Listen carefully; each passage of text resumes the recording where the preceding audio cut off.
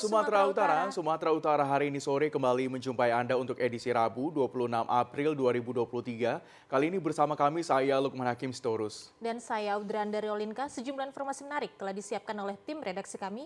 Berikut berita selengkapnya.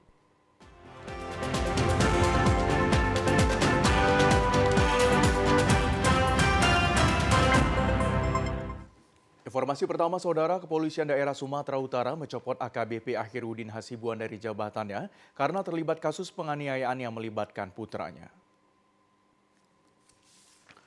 Pencopotan AKBP Akhirudin dari jabatan disampaikan oleh Kepala Bidang Profesi dan Pengamanan Polda Sumatera Utara Kombes Pol Dudung pada Selasa malam.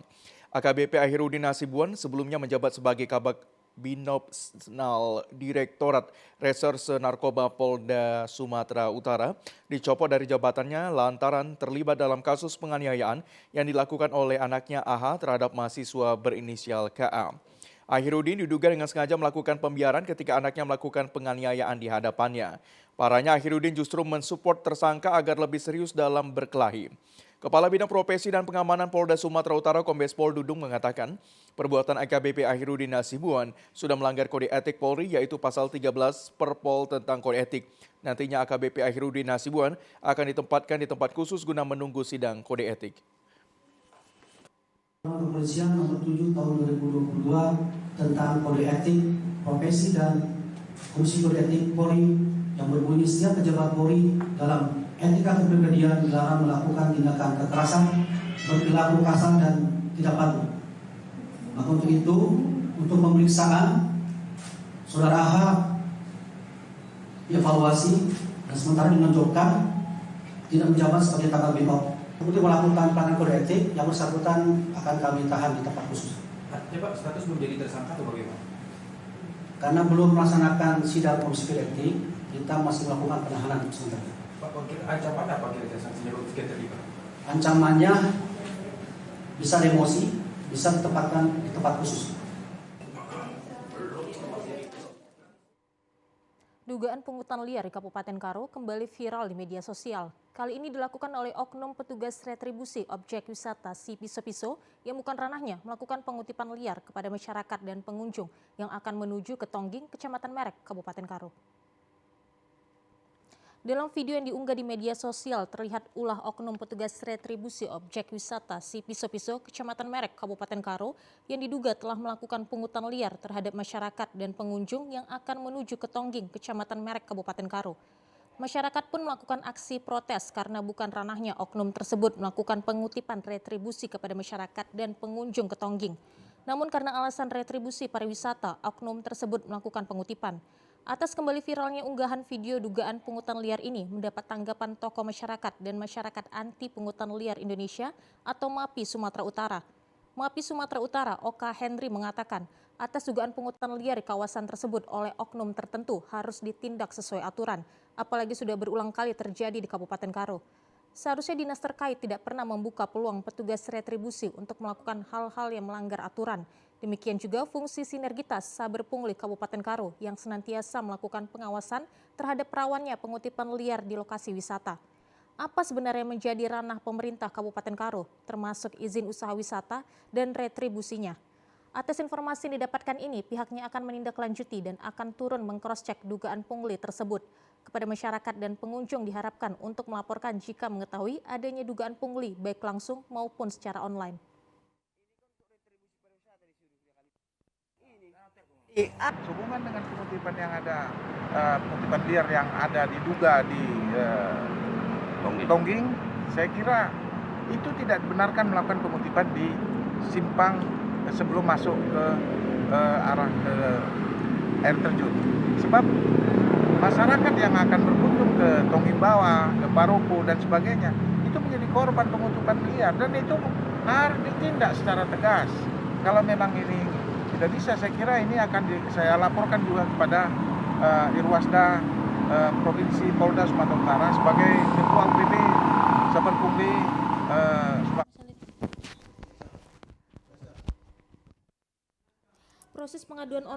Proses pengaduan online ke MAPI Sumut dapat dengan cara ke website mapisabarpungli.co.id. Selanjutnya data akan diverifikasi. Apabila data dinyatakan valid, maka akan langsung ditindaklanjuti. Petugas unit Jatandra Satuan Reserse Kriminal Polrestabes Medan membekuk 6 orang perampok spesialis bongkar rumah yang juga begal sadis di kota Medan. 4 diantaranya terpaksa diberi tindakan tegas dan terukur oleh polisi karena berupaya melarikan diri dan melawan petugas. Tim khusus anti-badit Jatandras Polrestabes Medan membekuk 6 orang perampok spesialis bongkar rumah sekaligus begal sadis yakni Doli, Rianto, Tobias, Agus, Pangeran, dan Randi. Keenam pelaku kriminal telah melakukan aksi kejahatan sebanyak 25 kali, dibekuk petugas dari lokasi berbeda yang merupakan tempat persembunyian komplotan ini. Dalam menjalankan aksinya, komplotan ini kerap melakukan perampokan dengan modus operandi aksi bongkar rumah. Selain itu, komplotan ini juga kerap melakukan aksi pembegalan dengan menggunakan senjata tajam dan kerap melukai korban. Beberapa waktu lalu, 2 orang dari komplotan ini juga melakukan aksi pembegalan di kawasan Jalan Pukat 5, Percut Setuan. Dalam rekaman kamera CCTV terlihat para pelaku menodongkan senjata tajam kepada korban sebelum akhirnya merampas sepeda motor milik korban. Kasat Reskrim Polrestabes Medan, Kompol Teguh Fatir Mustafa mengatakan saat ini polisi masih memburu 5 komplotan lainnya yang telah berstatus DPO. Mengantisipasi gangguan keamanan pada saat masyarakat melaksanakan mudik Lebaran, Polrestabes Medan melakukan penindakan terhadap 6 orang pelaku pencurian. Pelaku pencurian ini adalah komplotan pencuri yang melakukan tindak pidana pencurian ini di spesialisasi rumah kosong dan juga melakukan penodongan terhadap korbannya. Dijerat dengan pasal berlapis yakni 363, 365, dan 480 KUHP dengan ancaman hukuman di atas 7 tahun penjara. Viral di media sosial, seorang pengendara sepeda motor di Kabupaten Tapanuli Selatan dipukuli sekelompok remaja dengan menggunakan kayu. Kejadian pemukulan tersebut terjadi diduga akibat korban tak terima ditembaki para pelaku saat melintasi lokasi kejadian. Beginilah rekaman video amatir milik salah seorang warga yang viral di media sosial di Desa Holbung, Kecamatan Angkola, Muara Tais, Kabupaten Tapanuli Selatan. Di mana dalam video tersebut terlihat sekelompok remaja sebagian memanggangi kayu dan pipa sambil mendatangi korban hingga terjadi pemukulan terhadap korban. Kronologis kejadian ini berawal saat korban bersama temannya datang dari arah kota Padang Sedempuan menuju Kabupaten Tapanuli Selatan dengan menggunakan sepeda motor. Namun tepat di lokasi kejadian, korban ditembaki dengan menggunakan pistol mainan. Alhasil korban yang tidak terima atas perlakuan para pelaku langsung menghentikan sepeda motornya dan menegur pelaku. Namun naas ketika itu para pelaku tak terima ditegur korban dan langsung memukuli korban hingga beberapa kali dengan menggunakan tangan serta kayu dan pipa sehingga korban mengalami luka robek di bagian kepala dan pipi. Masyarakat yang mendatangi kedua belah pihak yang sedang berseteru dan melihat korban sudah mengalami luka-luka di bagian kepala langsung melarikan korban ke Rumah Sakit Umum Pintu Padang Tapanuli Selatan untuk mendapatkan perawatan medis. Sementara ke-6 pelaku saat ini sudah diamankan polisi Satreskrim Polres Tapanuli Selatan untuk dilakukan pemeriksaan lebih lanjut.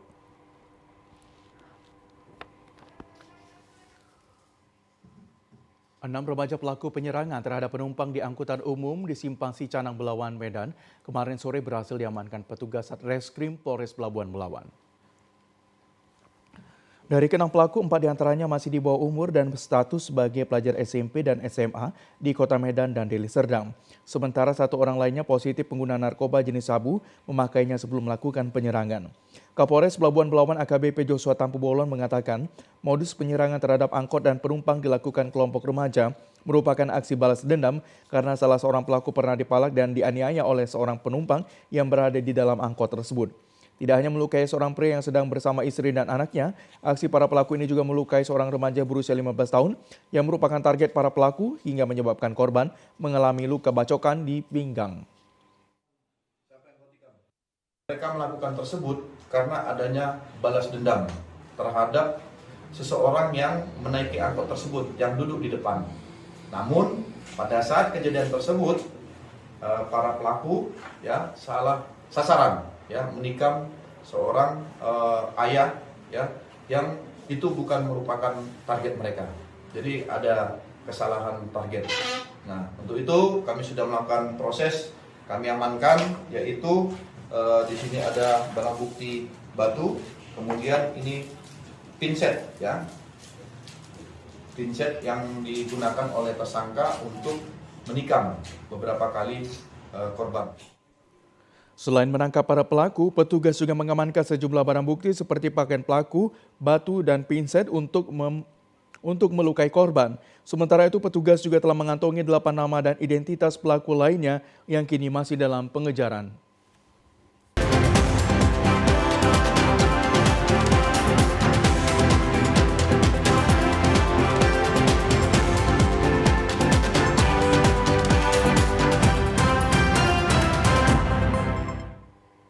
Terima kasih masih bersama kami di Sumatera Utara hari ini. Pemirsa, 4 hari pasca Lebaran, Hari Raya Idul Fitri kemarin, jalur arus mudik balik di sepanjang Jalan Lintas Sumatera, Kecamatan Kuala Hulu dan Selatan, Kabupaten Labuhan Batu Utara, arus kendaraan padat merayap. Pantauan arus kendaraan mudik mulai padat dan merayap sekitar pukul 15 waktu Indonesia Barat hingga menjelang malam hari. Meskipun lebih dari 100 personel petugas kepolisian Polsek Kuala Hulu tergabung dari PKO Polres Labuhan Batu dan Poldasu di lokasi titik jalur rawan kemacetan. Namun karena padatnya puncak arus mudik dan balik kendaraan dari Medan menuju Pekanbaru, sehingga antrian kendaraan tidak dapat dihindarkan, terutama di jalur persimpangan dan tempat keramaian. Kanit Lantas Polsek Kuala Hulu, Ibda Zulkarnain menjelaskan, dalam pengaturan jalur lalu lintas, Polsek Kuala Hulu mengerahkan kekuatan penuh mengatur jalur lalu lintas arus mudik balik. Dan meskipun arus kendaraan padat merayap, namun tidak terjadi kemacetan dan antrian panjang kendaraan. Pospam 2 Ekanopan dan Posyan 6 Tutik Saga untuk saat ini berupaya untuk melancarkan arus lalu lintas yang datang dari arah Medan, terpantau aman lancar, padat merayap.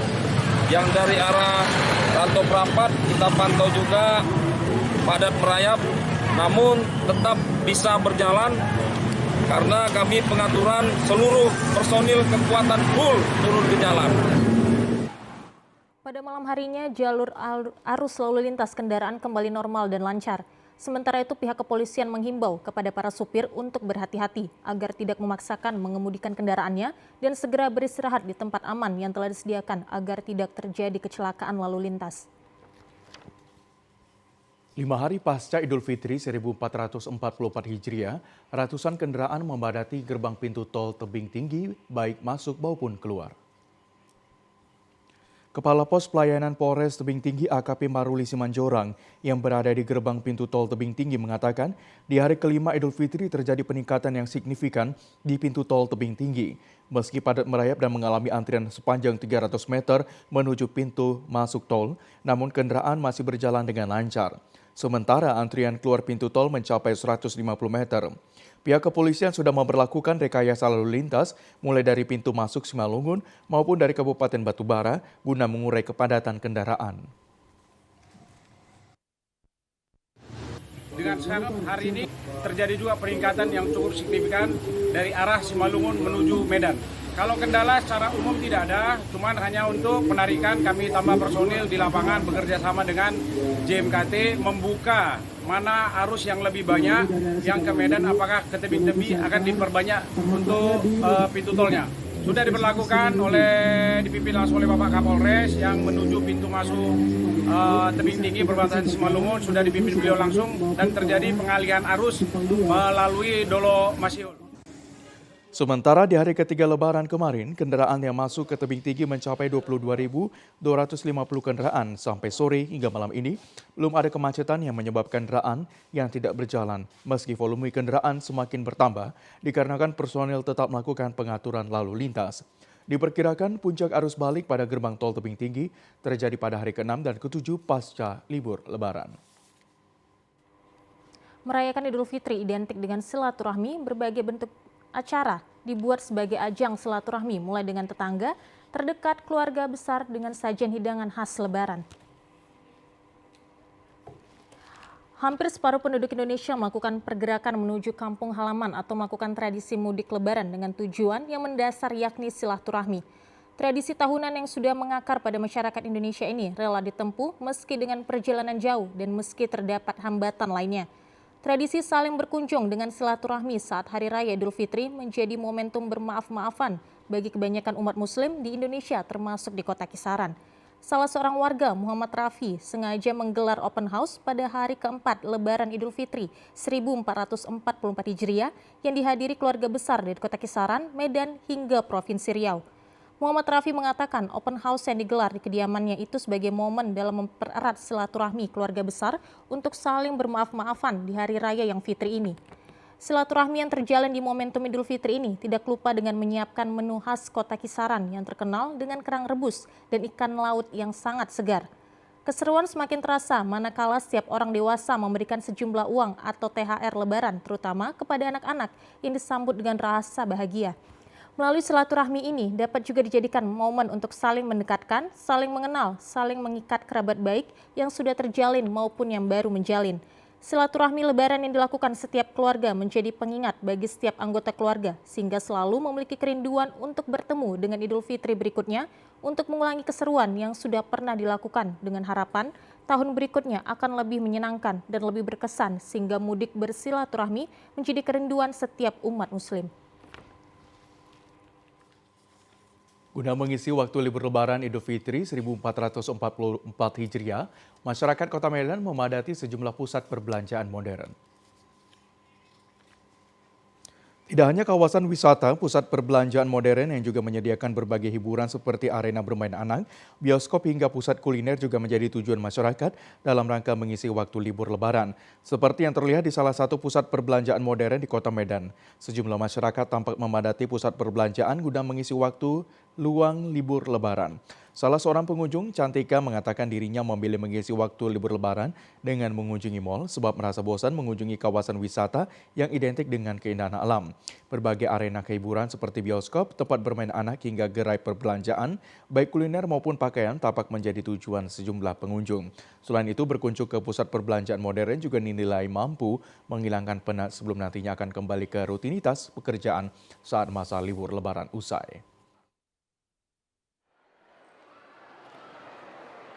Bosen bang kalau healing di luar, kalau di sini kan bisa sambil lihat-lihat gitu, ada yang dilihat. Kalau di luar kan kayak cuma alam-alam aja gitu, wisata kuliner. Karena kan kalau Lebaran gitu kan yang ada di rumah itu cuma lontong, jadi kita bosen gitu coba mau makanan nasi gitu dengan keluarga, dengan kakak, dengan adik. Kondisi padatnya kawasan wisata membuat sebagian masyarakat mengalihkan tujuan libur Lebaran ke pusat perbelanjaan modern sembari mengisi waktu luang bersama keluarga. Setelah menempuh perjalanan panjang, sejumlah mobil dan sepeda motor milik pemudik terparkir di warung lesehan di sepanjang Jalan Lintas Sumatera di Kabupaten Labuhan Batu Utara sebagai lokasi alternatif tempat beristirahatnya para pemudik. Jumlah kendaraan di jalur lalu lintas di sepanjang Jalinsum, Kecamatan Torgamba, Kabupaten Labuhan Batu Utara menuju perbatasan Provinsi Riau pada hari keempat Lebaran cukup padat. Namun kondisi arus kendaraan terlihat lancar. Untuk menjaga keselamatan pengguna jalan, sejumlah mobil dan sepeda motor terparkir di warung lesehan di sepanjang jalan lintas. Hal ini dipergunakan oleh supir dan penumpang sebagai tempat istirahat alternatif yang dianggap nyaman, sekaligus tempat makan dan minum untuk menghilangkan keletihan setelah menempuh perjalanan jauh. Salah seorang pemudik yang melakukan perjalanan balik, Adlan, menyampaikan arus balik kali ini tergolong lancar walau terdapat kemacetan, tetapi masih bisa dilalui. Ini bang yang macet-macet ini bang, lihat kota Rantu itu bang macet juga, cuma nggak malah begitu padat yang kayak kemarin gitu. Ya. Tapi masih bisa berjalan bang, pelan bang ya? Ya walaupun berjalannya itu ya terjangkau juga lah bang gitu ya, nengok keadaan juga gitu di jalan. Berarti dalam perjalanan ini termasuk lancar lah ya bang? Termasuk lancar lah bang. Gak ada daripada kita dibilangkan harus balik ya, ke apa gitu. Harus mudik ya? Harus mudik. Berarti nggak ada hambatan ya bang di jalan bang? Nggak ada hambatan bang. Lancar bang di jalan. Nyaman bang ya? Aman bang, aman. Kapolsek Torgamba AKP Sunipan Guru Singa mengatakan terdapat peningkatan kendaraan namun masih bisa diatasi dengan menempatkan setiap personil di titik-titik kemacetan seperti di persimpangan dan lokasi perbelanjaan. Kami bisa mengatasi ya dengan mengurangi kemacetan, dengan persiapan mungkin seperti yang sudah disampaikan Bapak Kapolda ya. Perencanaan pengamanan telah kami buat untuk setiap personil ditempatkan di wilayah kita ada Pospam 2 ya, ada di Pinangawan, Posyan 1. Jadi setiap personil kita tempatkan di titik-titik macet tertentu seperti persimpangan, begitu juga lokasi-lokasi tempat perbelanjaan. Jadi untuk anggota memang sudah disiapkan di lapangan dalam mengurai kemacetan. Untuk puncak arus balik kendaraan yang melintasi Kabupaten Labuhan Batu Utara diperkirakan sampai tanggal 29 dan 30 April 2023. Suasana Lebaran Idul Fitri di alun-alun Kota Aek Kanopan, Labuhan Batu Utara ramai dikunjungi warga karena tersedia wahana hiburan permainan seperti motor dan ATV mini. Mengisi liburan Lebaran Hari Raya Idul Fitri, warga bersama keluarga dari Aek Kanopan hingga luar kabupaten ramai mendatangi alun-alun Kota Aek Kanopan sekedar menikmati berbagai wahana permainan, kendaraan listrik dan permainan lainnya. Para pengunjung dapat menyewa aneka permainan tersebut dengan harga Rp25.000 hingga Rp30.000 per 15 menit. Pemilik rental kendaraan anak-anak tersebut rata-rata mendapat keuntungan hingga 9 kali lipat dari hari biasa. Salah seorang pemilik rental kendaraan mini, Ratno, mengatakan sejak hari pertama hingga 10 hari Lebaran Idul Fitri, alun-alun Kota Aek Kanopan ramai dikunjungi warga untuk menaiki ATV, sepeda motor mini, dan kendaraan listrik lainnya. Ramainya lalu ini sejak kapan, Bang? Sejak hari raya pertama. Kalau hari besar gini ya alhamdulillah satu harinya 900 gitu. Hari biasa berapa? Hari biasa harus 1.000. Kalau dia tuh sewanya dia untuk sepeda listrik sama ATP itu 25, yang ATP-nya 30.000, 15 menit. Biasanya ramainya ini berapa lama ini? Ramainya sekitar 10 hari lah, Bang. 10 hari lagi. Jadi harapan Abang lah ke depannya gimana? Ya kalau bisa ya seperti inilah, bisa menyupport awal lah, bisa tambah ekonomi kami naik lah. Salah seorang pengunjung yang datang, Poltak Parulian, mengatakan datang ke tempat ini untuk menghibur anaknya bermain kendaraan mobil listrik.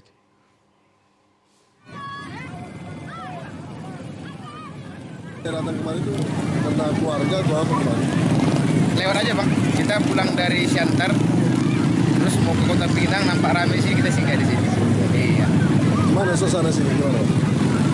Mantap, Bang, suasananya. Mantap, ya. Ramai. Apa kira-kira saran usulan? Oh, untuk kegiatan ini? Iya. Kalau bisa lebih ditertibkan lagi lah, Bang. Untuk wahana permainannya ditertibkan lagi agar orang pengunjung di sini nampak teratur lebih rapi. Kalau ini kan belum teratur, Bang. Yang untuk ATV-nya dilainkan, untuk skuternya dilainkan, untuk wahana naik cross-nya juga di Pengunjung berharap agar lokasi permainan tersebut dikelola profesional untuk keamanan agar dipisahkan permainan untuk anak balita dan remaja maupun dewasa.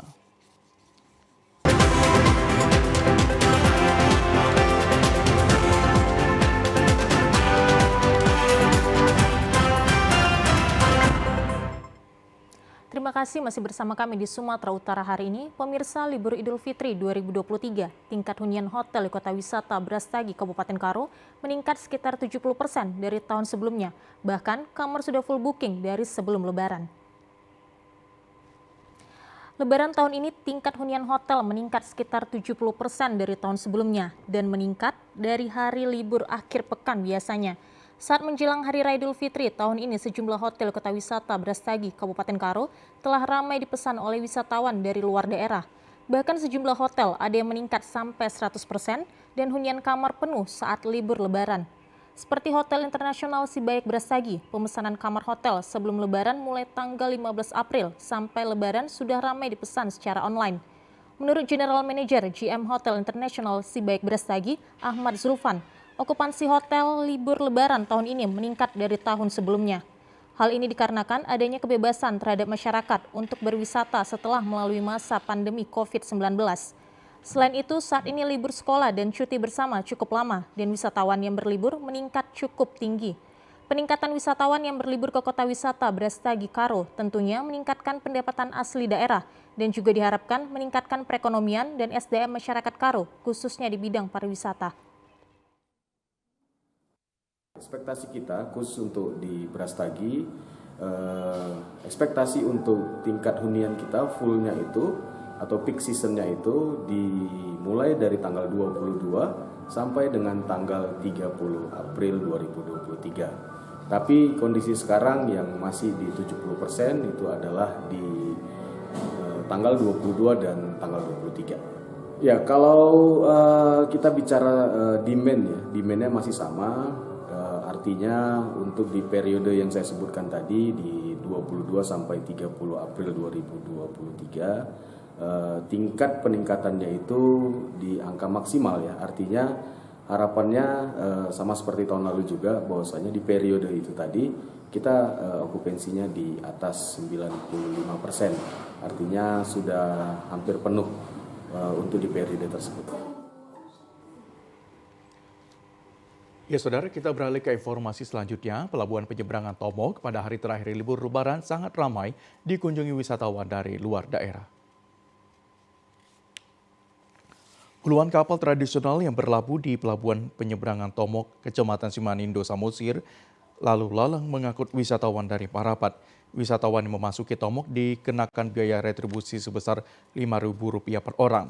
Salah seorang petugas pelabuhan Irwandi mengatakan lonjakan kunjungan wisatawan sudah terlihat mulai dari tanggal 20 April hingga mencapai ribuan orang.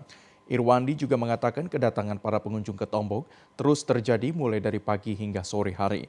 Sesuai hasil data rekapitulasi wisatawan yang berkunjung, hingga ribuan orang menggunakan jasa penyeberangan dari kapal tradisional maupun kapal-kapal yang beroperasi diperkirakan hingga 80 unit untuk mengangkut para wisatawan dengan rute Pelabuhan Penyeberangan Parapat ke Tomok.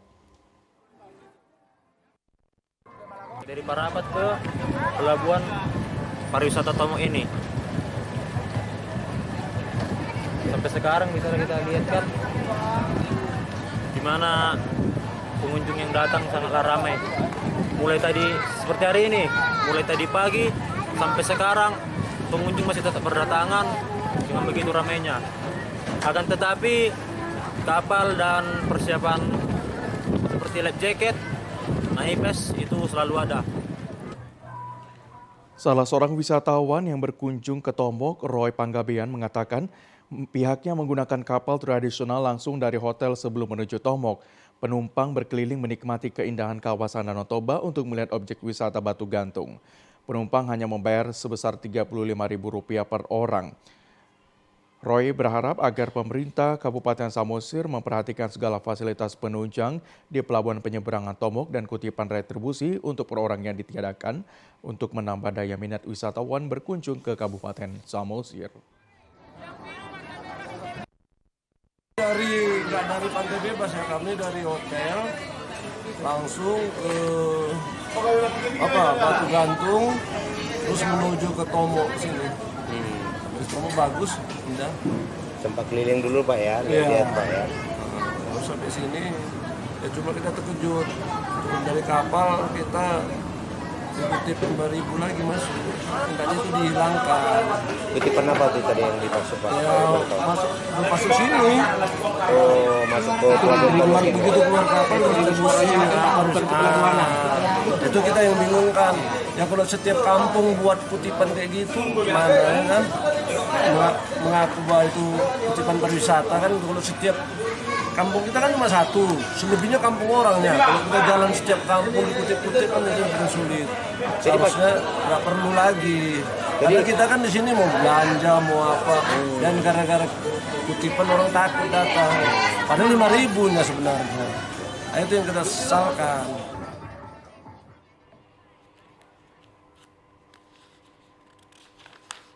Pihak Badan Meteorologi, Klimatologi, dan Geofisika (BMKG) mengapresiasi gerak cepat dan upaya warga mengevakuasi diri menghindari potensi tsunami pasca gempa tektonik bermagnitudo 6,9 yang melanda Kepulauan Mentawai. Pihak BMKG menjelaskan karakteristik gempa magnitudo 6,9 yang terjadi di Kepulauan Mentawai, Sumatera Barat memiliki karakteristik gempa megatrust. Kepala Stasiun Geofisika Kelas 3 BMKG Gunung Stoli, Buha Manupol Simanjuntak menjelaskan karakteristik gempa megatrust dengan mekanisme naik atau thrust fault di bidang kontak antar lempeng di kedalaman 23 km. Berdasarkan hasil pengamatan tinggi permukaan laut di lokasi Tanah Bala dan Pulau Hibala, Kabupaten Nias Selatan, setinggi 11 cm. Berdasarkan kondisi tersebut, semua warga yang berada di tepian pantai kawasan Padang hingga Tanah Bala dan Pulau-Pulau Batu Kecamatan Hibala, Nias Selatan telah menjauhi kawasan laut. Gerak cepat warga mengindahkan peringatan dini tsunami menghindari bencana gempa kemarin diapresiasi pihak BMKG. Nah, inilah salah satu contoh set INA TWS ataupun gedung yang untuk mendeteksi gempa bumi. Nah, untuk di Kepulauan Nias itu sudah terpasang 4. Salah satunya kita di sini Gunung Stoli, satu di Nias Barat, satu di Teluk Dalam, Nias Selatan, dan satu lagi di Pulau Telo, Nias Selatan. Apa keunggulan daripada seismograf ini memastikan aktivitas kegempaan, Pak? Nah, semakin kita banyak sensor-sensor yang terpasang, itu semakin akurat dan cepat kita dapat menentukan parameter gempa bumi tersebut. Ya, Sehingga kita dapat cepat juga menginformasikan kepada masyarakat dan instansi yang terkait tentang kebencanaan. Saat ini Badan Meteorologi, Klimatologi, dan Geofisika secara resmi telah mengakhiri peringatan dini tsunami dampak gempa magnitudo 6,9 di Mentawai. Dicabutnya peringatan dini tsunami tersebut membuat warga semakin nyaman melakukan aktivitasnya saat ini. Namun BMKG masih terus melakukan monitoring permukaan air laut di sejumlah wilayah yang berpotensi tsunami. Sementara warga dihimbau hanya memastikan informasi gempa melalui sumber dari BMKG yang disebarkan melalui kanal komunikasi resmi yang telah terverifikasi seperti Instagram atau Twitter @info_bmkg, kemudian website www.bmkg.go.id atau inatius.bmkg.go.id. Ya saudara, Sorik Merapi, kita beralih ke informasi selanjutnya. Berikut kami sampaikan perakiraan cuaca di sejumlah daerah di Sumatera Utara dari Badan Meteorologi, Klimatologi, dan Geofisika Wilayah 1 Medan untuk hari Kamis 27 April 2023.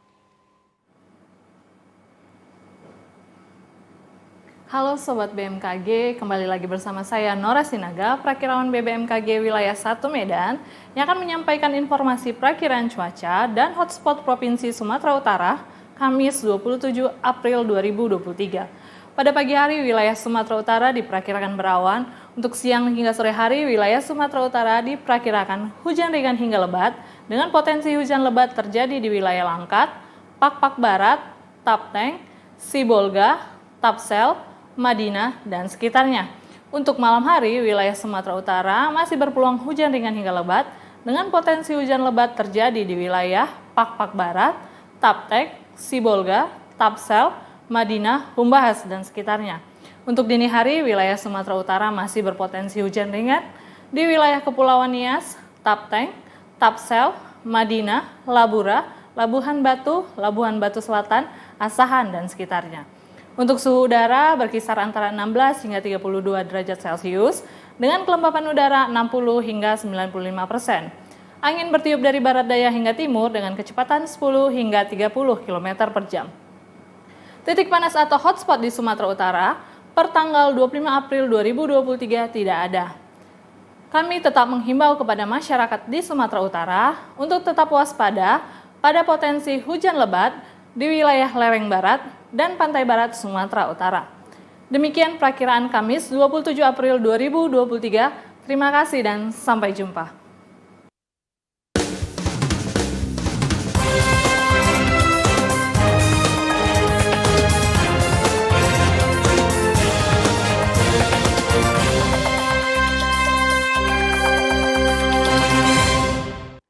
Hari ketika Idul Fitri, kondisi arus lalu lintas di beberapa objek wisata di Kota Pagar Alam padat merayap.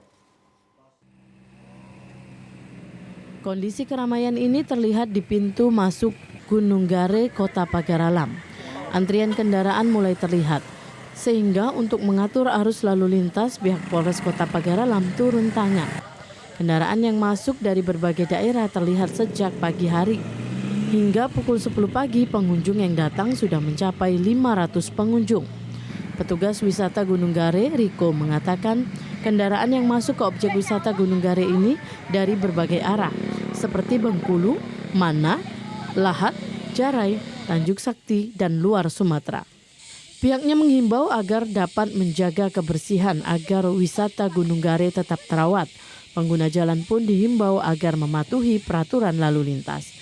Pasca area ramai hari ini mungkinan kemarin sekitar 200-an pengunjung, sekarang mungkin lebih dari 200 pengunjung. Sekitaran sampai 500-an kemarin. Pengunjungnya dari luar kota, dari Palembang, Jakarta, terus dari Tebing Tinggi, dari luar kota semua yang rasain.